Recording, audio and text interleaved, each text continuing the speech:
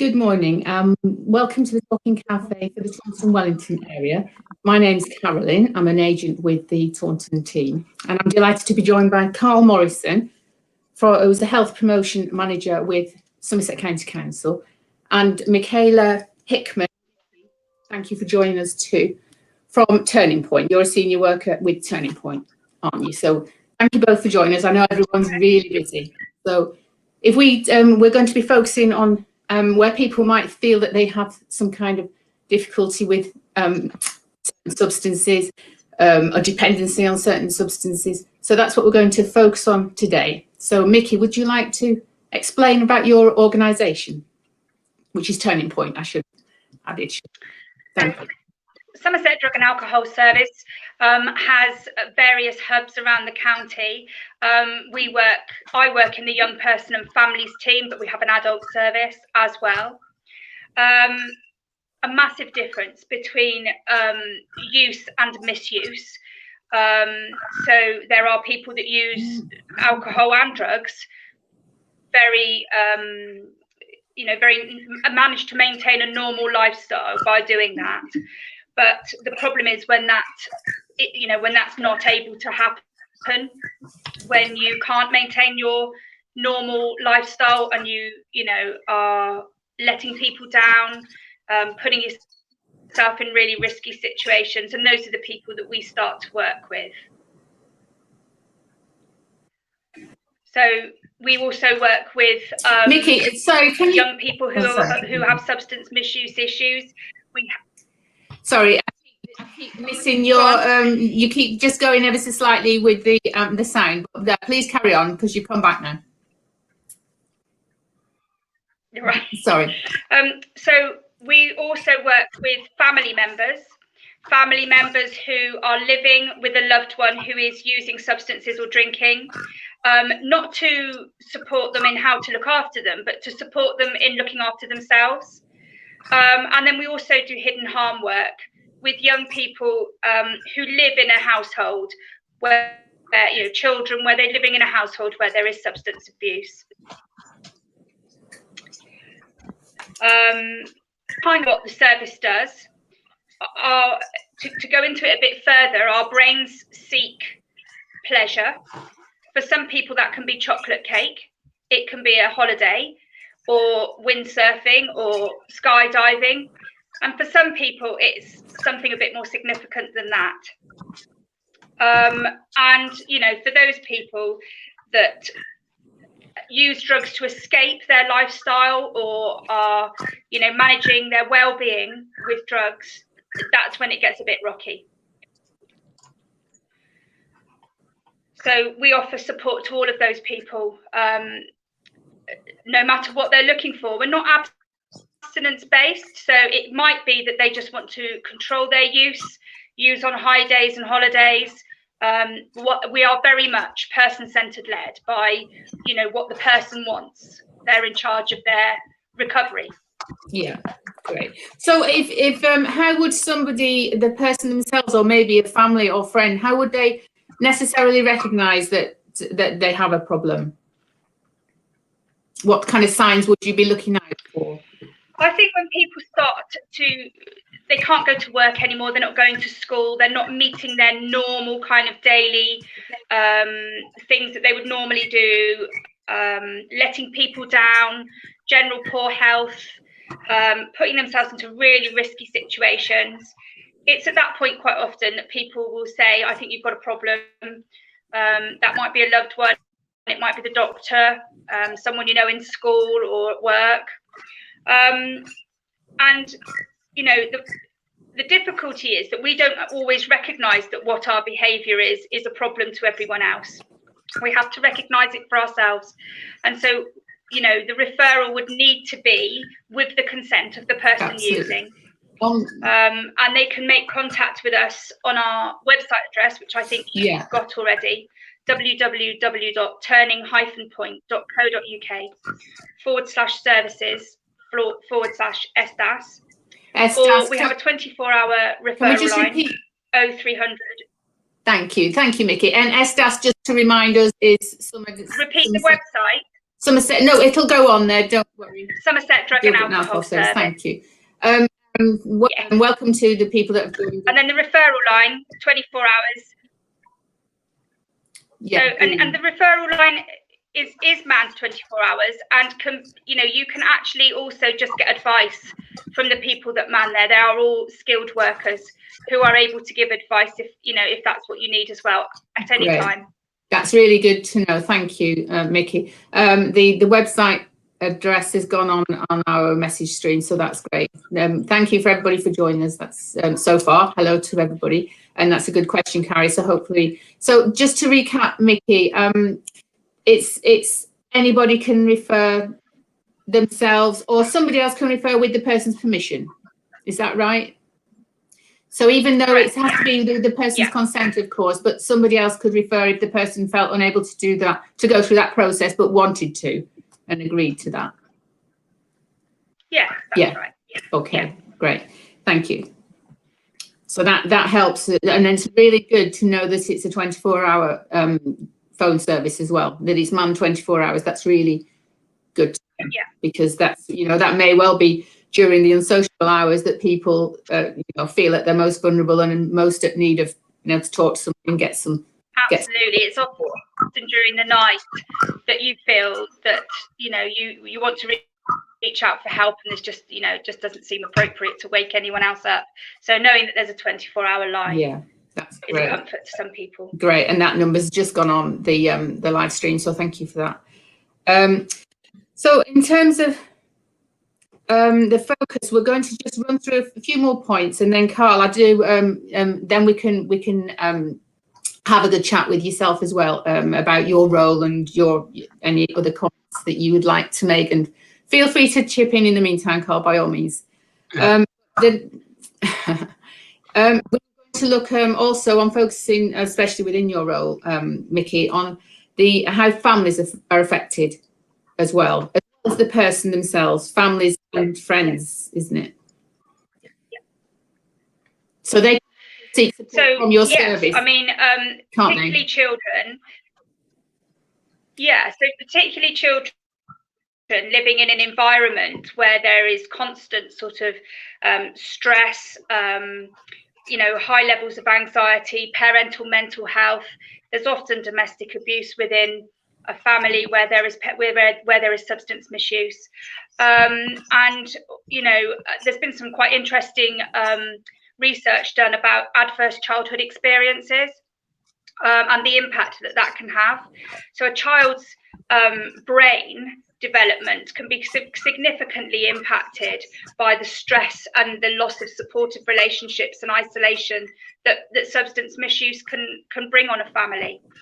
The research suggested that if you had 4 or more adverse childhood experiences, then you were 2 times more likely to binge drink as an adult, 7 times more likely to be involved in violence, and 11 times more likely to serve a jail sentence, and 11 times more likely to use heroin or crack, resulting in early death.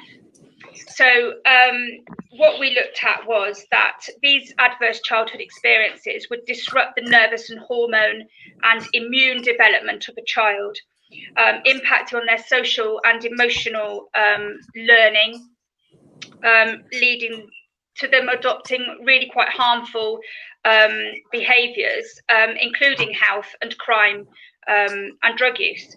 So they then became non-contributing members to society, and again resulting in early deaths. So we devised Hidden Harm. We do a lot of work with young people who live in this environment. We explore why people use drugs, and we do it very much age appropriate. We go into schools and do workshops.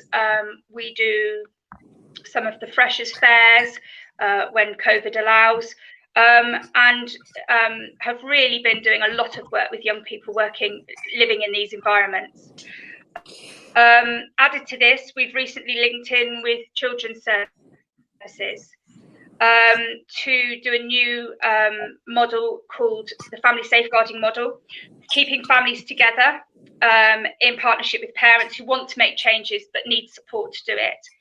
aiming to create a change and keep families staying together. There's a multi-agency model and approach, including domestic violence, mental health services, CAMS, children's social care, and our service.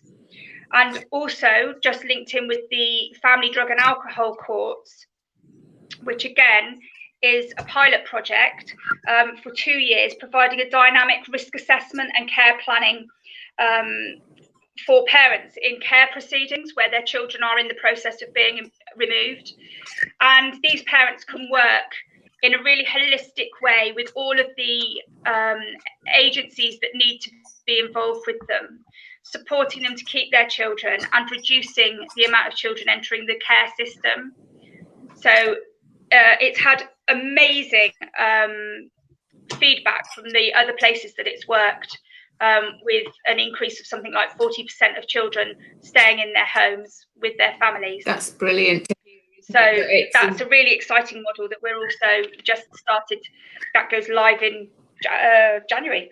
That is really, for us. Really encouraging to hear, isn't it? So if it was, as you were saying, obviously any adults or children in the family can be affected. So if an adult felt that a loved one was affected, what would your recommendation be if that person hadn't agreed? For instance, if the person had agreed to contact with yourselves, then you can help. What would you suggest if the person didn't agree to that? What would you suggest for the person, a family member, for instance, who wanted some help, maybe for themselves, just to come to you for this? So our family team work with anybody who's living in a household or is affected by a loved one's substance misuse. And those people don't have, their loved one does not have to be engaged with our service. They can just have the support from our family service. Yeah, because they're the person, they're both may want some help, but one person, maybe the person who has got the dependency isn't ready for it yet, but the family member is still in need, of course, so it's absolutely fine for them to get the support from you. Absolutely. Also. And in terms of children, absolutely it is, yes. Yeah, in terms of, which is really important, isn't it? In terms of the children in a household, if they may well not know where to turn, of course, but you would suggest speaking to somebody within their school environment too, would you? That's a link up, isn't it, to get the help that they may not feel. Absolutely, yeah. I mean, if they go to their pastoral team, yeah, so their pastoral team will be able to signpost them into us. If they have a social worker or a family intervention service worker, anybody is able to, I mean, they could even speak to a neighbour, anyone who they felt they could trust to talk to. And as you say, our numbers up and our website's up there, and you can give us a call and we can do our very best to support that person, whatever the issue might be. Yeah. If we can't help, we'll signpost. Yeah, that's really good. It's the children particularly, isn't it, in terms of knowing where to go. So if it was through, because they may not have access to the phone line or the internet, the website, but to do it through the school or through a neighbour, they can help to get the right support for that child, can't they? Or another family member. That's absolutely they can. Yeah. Okay, that's great. Thank you. Okay, that's thanks very much, Mickey. Carl, hello there. Hi. Would you like to explain your role as health promotion manager, Carl, and your involvement in this area? Sure. I'm new to this role. I've been working for Somerset Council for about 4 months now, but my career is in public health. I've come from Bristol Public Health to work in Somerset. I am the health promotion manager for substance use.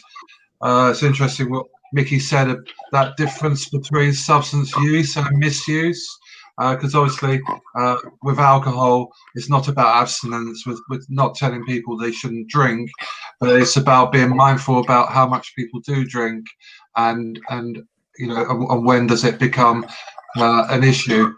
But a lot of my work involves projects to reduce the harm or lower the risk from alcohol.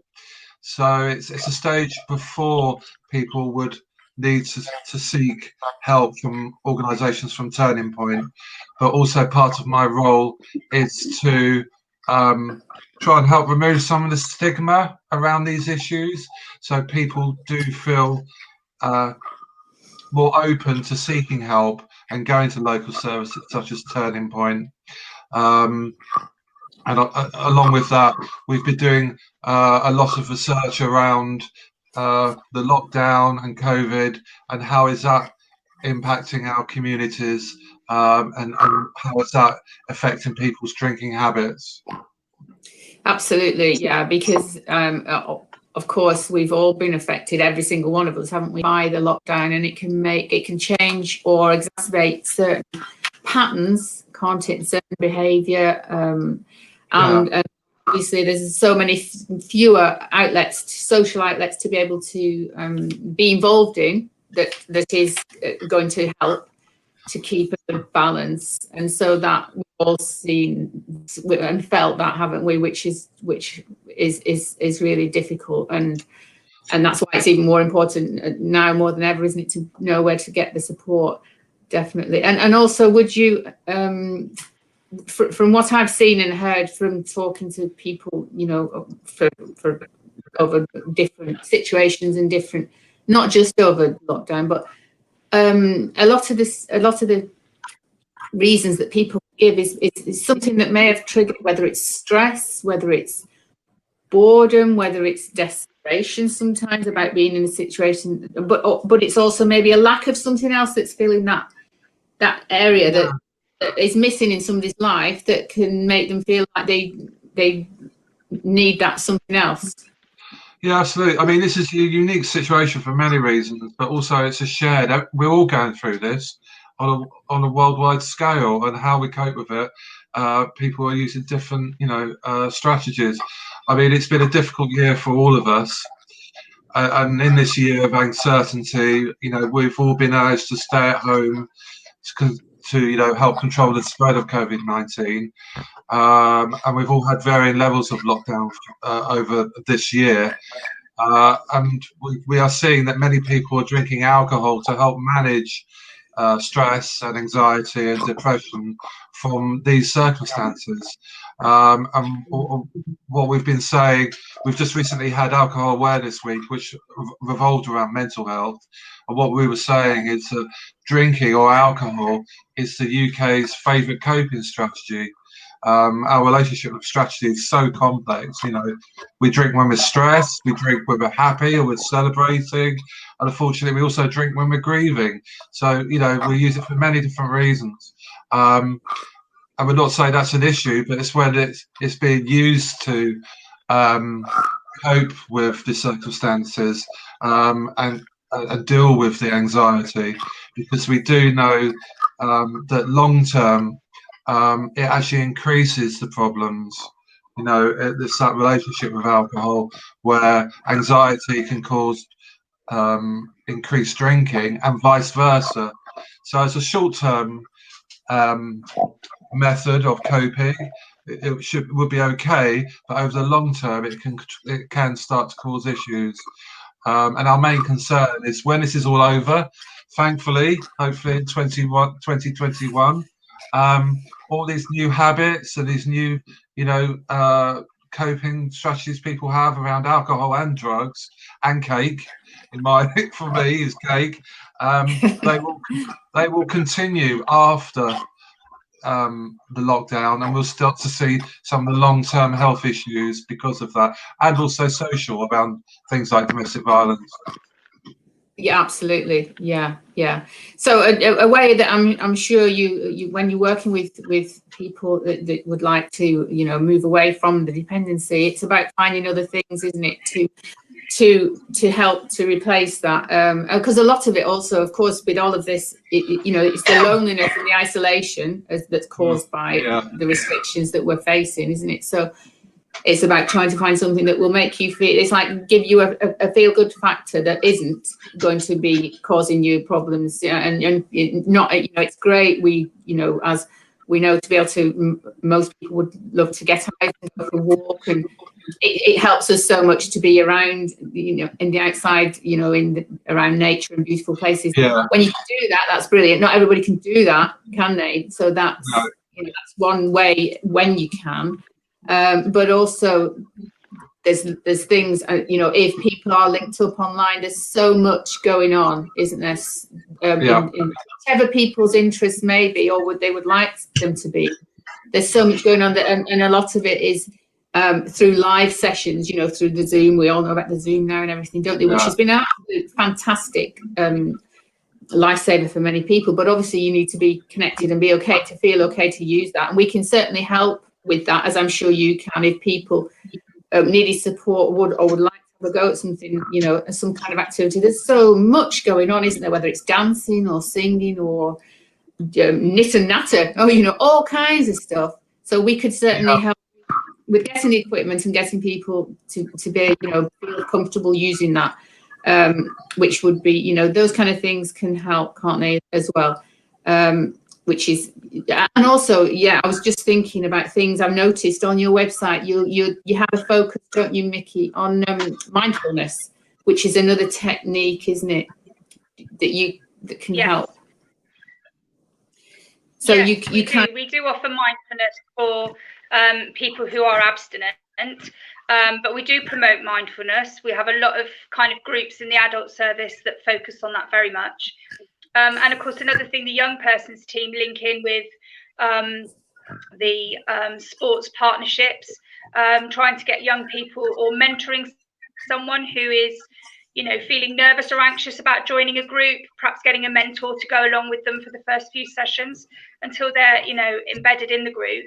Of course, lots of these groups haven't been running because of the COVID. And so that's had a massive impact, actually. Young people don't tend to want to go for a walk.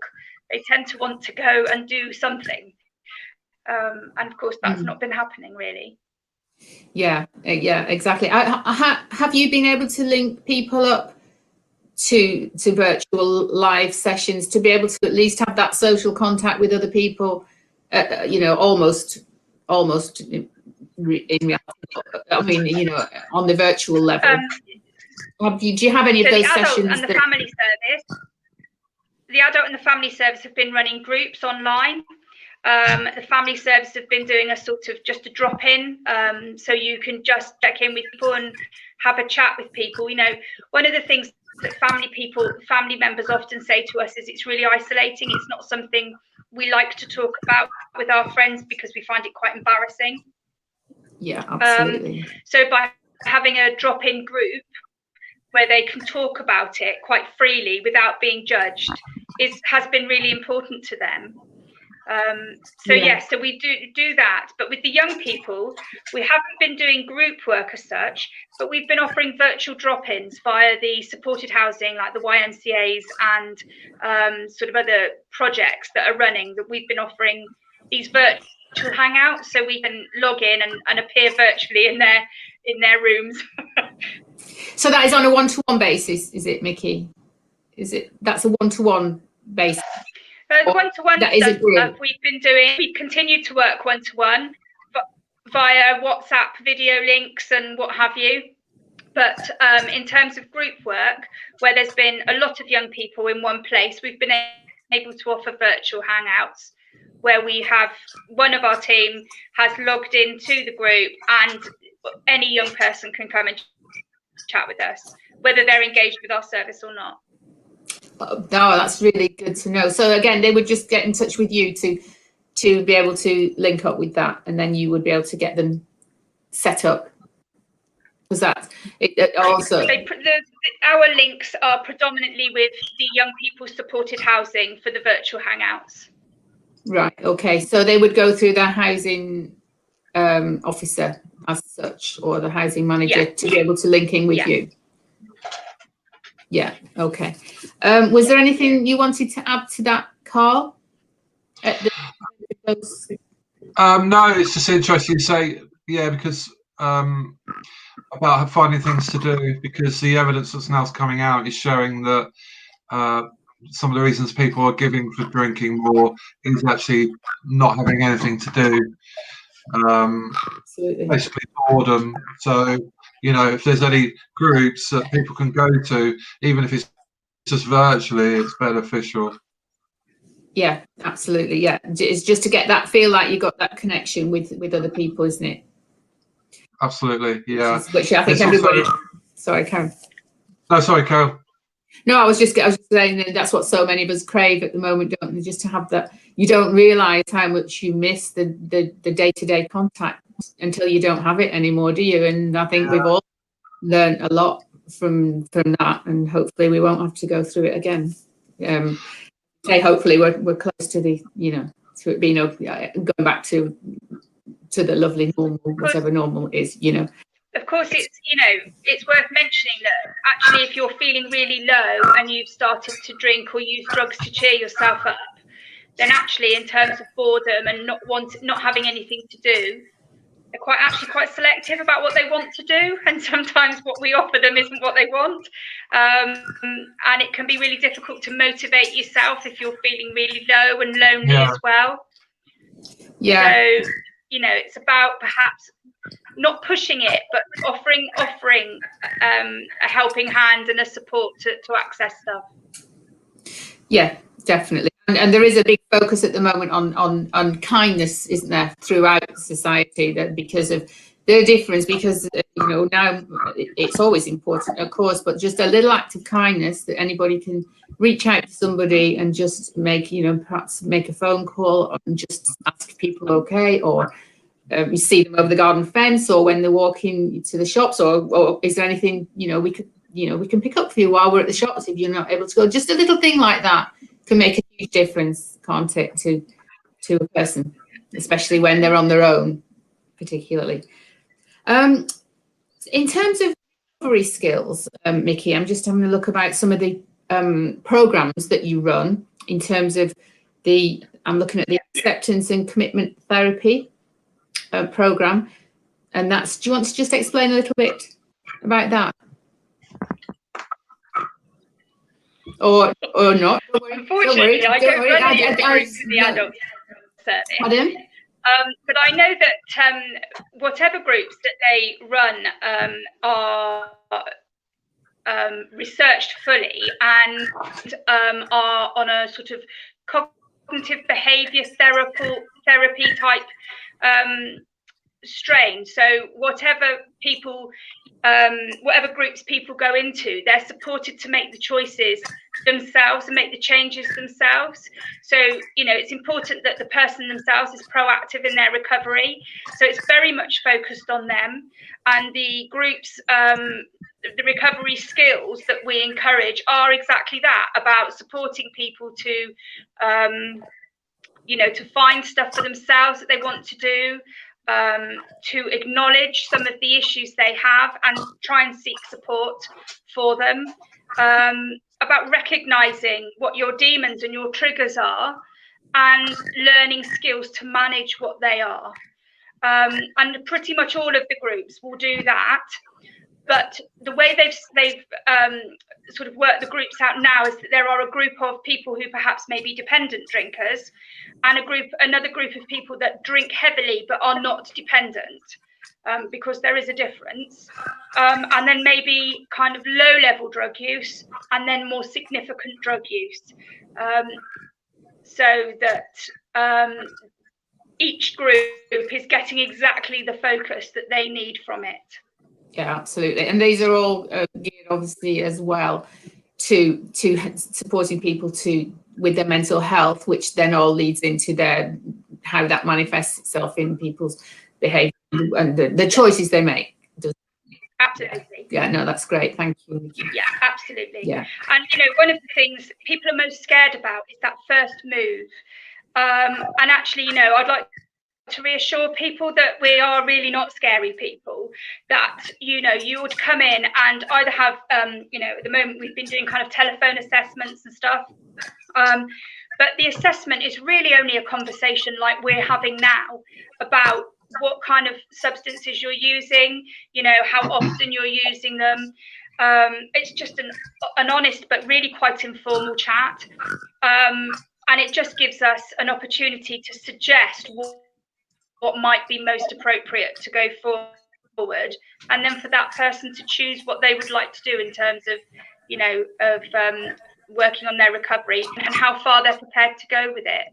So, even at the point of assessment, if they say, actually, do you know what, I don't think this is for me, then that's also fine.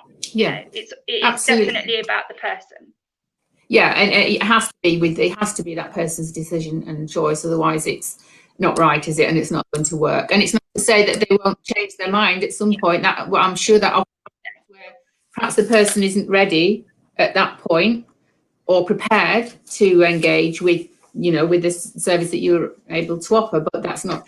It quite often will, that will plant a seed that people might return to and think, do you know what, I wasn't then, but I am now. I would really like, and it was really nice to talk to those people, and actually I would like some support now. They can always return, can't they? Which is really what you need, isn't it, when you're in that situation? Absolutely. And interestingly enough, quite often the young people that we work with, certainly in the young person service, the young people we work with will often say to us, do you know, I've got a friend who I really think could do with your help. So they will actually bring people into the service. And also we will do informal chats. So we can go into school and just meet someone and have a chat with them. And that can be, really low level. And at that point, having met someone and put a face to what it might look like, they will often then, go away, think about it, and then come back at another time. We can just leave our number and say, if you change your mind, here it is. Yeah, absolutely. That can, as I said, can often happen. And you're absolutely right. Just putting a face to having somebody that is, there in person, it takes away that kind of fear factor potentially, doesn't it? Definitely. Absolutely. Looking on the stream, thank you for putting those on. And there's the Talk to Frank website as well, isn't there? Which people can log on to if they feel that they've got, they need some help. So the website for that is on there as well. And also Are You Drink Aware website, that's on there as well. So people can log on to there and get support as well and start that kind of ball rolling if they would like to get more information. Okay, that's really helpful. Was there anything else, either yourself, Mickey, or Carl, you wanted to mention or add to what we've talked about? Yeah, I mean, all I can say is I've met some Turning Point service users, and they had been, their first step was due to a friend or a relative suggesting that they seek some help, and they benefited greatly from it, the help, and appreciated their friends and family helping, suggesting it. So, it's no one should hesitate from suggesting that to someone. Yeah, absolutely. Yeah, and then it's it might be something that the person themselves hasn't considered or hasn't heard of the organisation, or maybe just hasn't had that little prompt to think about that they may want to do something positive to change, isn't it? And I've just noticed that Why Not Try Dry January, of course, is coming up soon. Yeah. Which a lot of people engage in, don't they, now? Even, obviously last year nothing had happened in terms of the pandemic, but a lot of people are really getting on board with that, aren't they? Yeah, it's it's an annual campaign. I think it's been running since about 2013, and it's a campaign to encourage people to stop drinking for the month of January, and also it's to encourage people to start thinking about and talking about their alcohol use and attitude to alcohol, and it's also beneficial because it can highlight to some people that they can't go a week or a month without having an alcoholic drink, so they can start to look at how they use alcohol, and not necessarily always go for specialist help, but to try and look at self-help ways to reduce their drinking, to try and get it below the recommended guidelines of 14 units a week.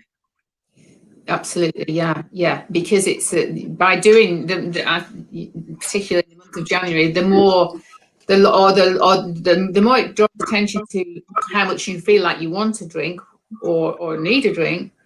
It really brings it into focus, doesn't it? But then also, I suppose the longer then maybe somebody may go without having a drink at all, it creates a new habit, I suppose, doesn't it? Potentially, which then obvious benefits. Absolutely, because it's been going so long now, the research is pretty good, and it's showing, I think it's about 70% of the participants that after 6 months they're still drinking. When they start to drink again, it's at a lower level. So what they say is it's helping people reset their relationship with alcohol. So it may have snuck up due to a change of lifestyle because of lockdown. And so having that month off, or however long, even if it's just 2 weeks off, it helps reset that relationship. And when they start drinking again, it's back to pre-COVID levels, or it could be pre-COVID levels. Yeah, absolutely. Because it's kind of about organising your time, isn't it? And how you want to spend your time. And if you've got into the habit of organising things, say your evening, for instance, which is when most people would have a drink, isn't it? To incorporate other things that you got used to, not then that involves having a drink, then hopefully that will help to think, oh, do you know what? I enjoyed that, and actually I woke up and my head felt great, because as most of us know, if people have you've had a couple of drinks, you feel different in the morning when you wake up to when you haven't. You just generally do, don't you? And those kind of then thinking, oh, that was really nice, can then just self-perpetuate it, can't it? Which is really good. There's the website for Dry January is on the stream, so that's if people wanted to have a look at that as well. I think it's also worth mentioning, people do get a little bit confused with what a unit looks like. So 14 units a week for both men and women is the recommended amount now. And the average bottle of wine is between 9 and 10 units. And I think when you put that into perspective, often people will share a bottle of wine with dinner.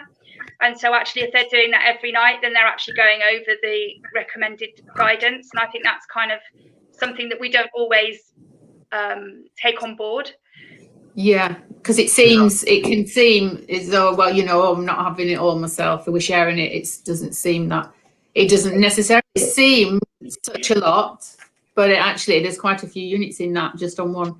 Yeah, so it's that awareness, of course, isn't it? And how it makes you, how it makes you feel then when you don't have any, and to when you do, and just making those changes if people feel like they want to, which that's some great information there. Thank you very much to both of you. Was there anything else you'd like to add before we say our farewells, our festive farewells? I really like your antlers, Mickey. They're brilliant. My special occasion antlers, these are. They're what? Sorry. They're what? My special occasion antlers. Absolutely, they look very festive. Yeah, love it. Okay, well, also of course, if people, there's all of the links to the different websites and to contact yourself as well. And of course, if anybody would like some help from ourselves, please do get in touch with us. You can go on our website for the Community Council of Somerset, or ring, our number. Please do ring our number, which is Taunton 331 222, and we will be able to help to get you in touch with the right people and just to offer support in other areas as we can. So please, if anybody would like to get in touch and get any support at all for themselves or with agreement for anybody else, please don't hesitate. And it's been great for you both to come along today, Mickey and Carl. I know you're very busy, as everyone is, and it's really, really very much appreciated. And we'll see you again soon, hopefully. And, Thank you. Take care, and I hope everybody has a. Thank you very much for having us on. Christmas. You're very welcome, and take care, both of you. Merry Christmas. Thanks very much. Bye bye. Merry Christmas. Merry Christmas to everybody too. Thank you.